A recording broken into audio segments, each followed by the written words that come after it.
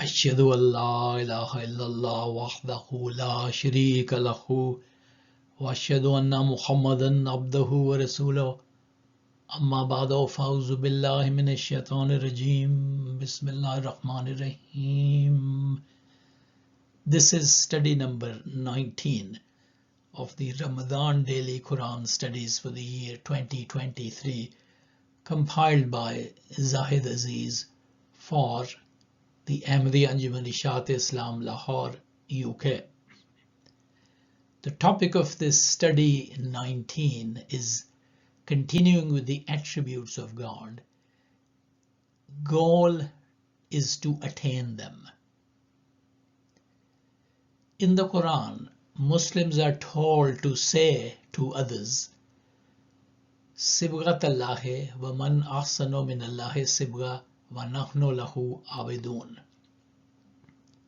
which translates as follows: we take Allah's color, and who is better than Allah at coloring, and we are his worshippers. Chapter 2, verse 138. Divine attributes as the great ideal to be attained. Just as belief in the unity of God is a source of one's uplift, making him conscious of the dignity of human nature and inspiring him with the grand ideas of the conquest of nature and of the equality of human beings, in the same way, the numerous attributes of the divine being, as revealed in the Quran, are really meant for the perfection of human character. The divine attributes really serve as an ideal to which one must strive to attain. In the verse quoted above, the word for color is sibgha, which also means immersing in water. Therefore, a Muslim must immerse himself in the attributes of Allah and acquire the same color in his life on the human scale. Christians baptize by immersing in water, but it is by immersing yourself in the attributes of God that a change for the good comes over a person.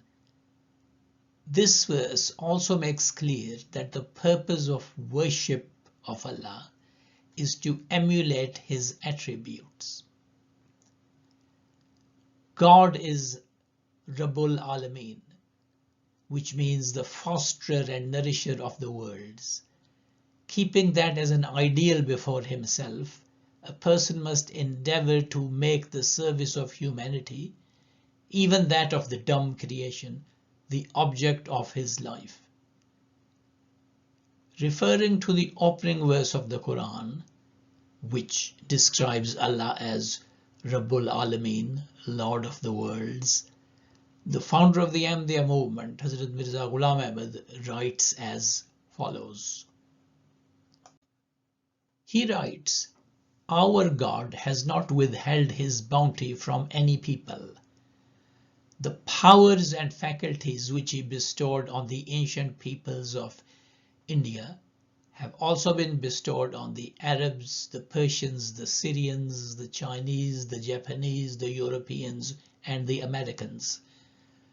For all of them, the earth of God serves as a floor, and for all of them, his sun, moon, and stars give light and also perform other functions.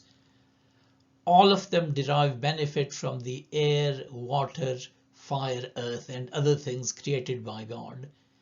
And all of them use the produce of the earth, its corn and its herbs, its flowers and its fruits. These liberal ways of God teach us that we also should do good to all mankind and should not be narrow-minded nor limit our sympathy. After Rabbul Alameen, God is Rahman, meaning that he confers benefits on a human being and shows him love without him having done anything to deserve or earn it. So a person must do good even to those from whom he has not himself received and does not expect to receive any benefit. God is Rahim, meaning that he makes every good deed bear fruit. So a human must also do good for any good that he receives from another. God is Malik, meaning that he penalizes evil, not in a spirit of vengeance or even of rigid justice, but in a spirit of forgiveness. So must a person be forgiving in his dealing with others. So it is with all his attributes.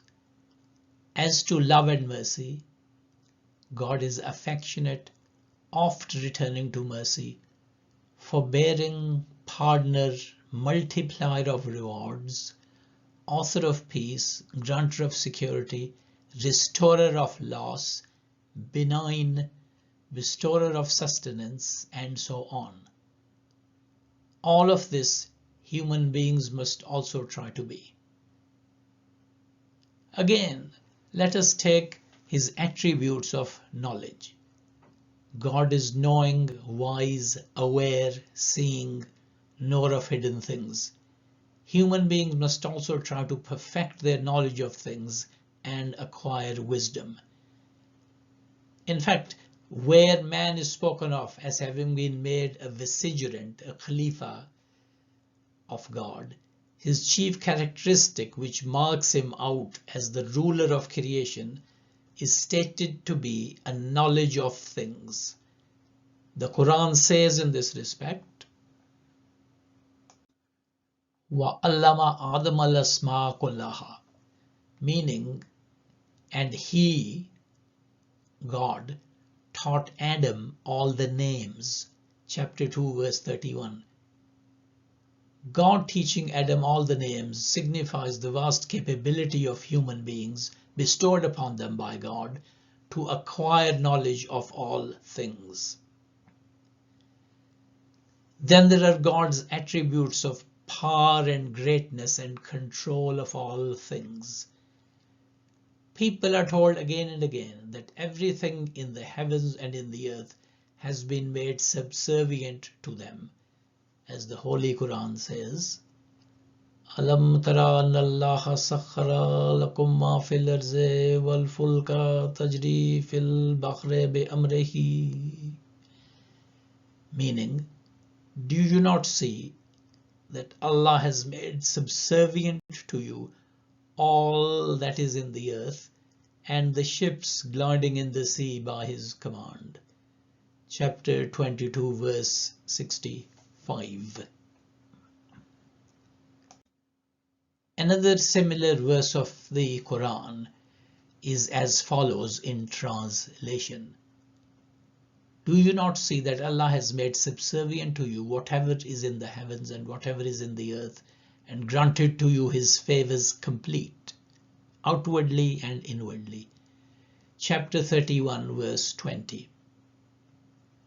Therefore, human beings too should exercise control over nature through acquiring knowledge of it and use it for their worldly development. They must also act as nature's guardian, because humanity has been made the Khalifa of God, the representative or the deputy of God. Finally, it is true that a person's love, mercy, knowledge, wisdom, and control of things are all insignificant as compared to God's. But however imperfectly one may achieve it, he has before him the goal of divine morals, which one must try to imitate. This is the end of study 19.